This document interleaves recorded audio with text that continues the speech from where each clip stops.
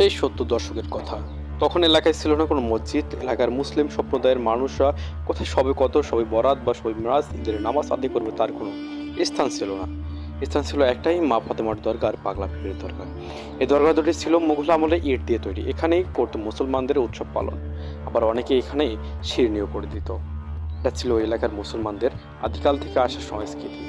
এই মা ফাতেমার দরগা আর পাগলা পীরের দরগা লালমনিরহাটের হাতীবান্ধ উপজেলার বড়খাতা ইউনিয়নের দোলাপাড়া গ্রামে অবস্থিত।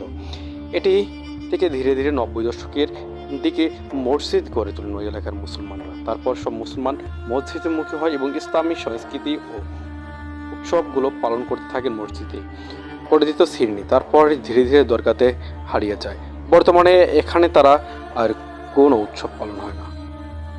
আবার সেই মা ফাতেমার দরগার উপর ছিল বিশাল দেহের এক বটগাছ, যে বটগাছের শিখরে জড়িয়ে ছিল পুরো মা ফাতেমার দরগা জুড়ে।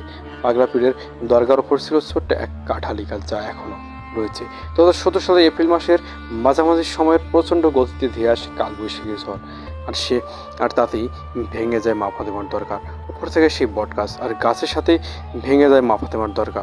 অক্ষত থাকে পাগলা পীরের দরগা। তাতেই ভেঙে যাওয়াকে কেন্দ্র করে নেমে আসে এলাকার মানুষের মনে এক কষ্টের ছায়া।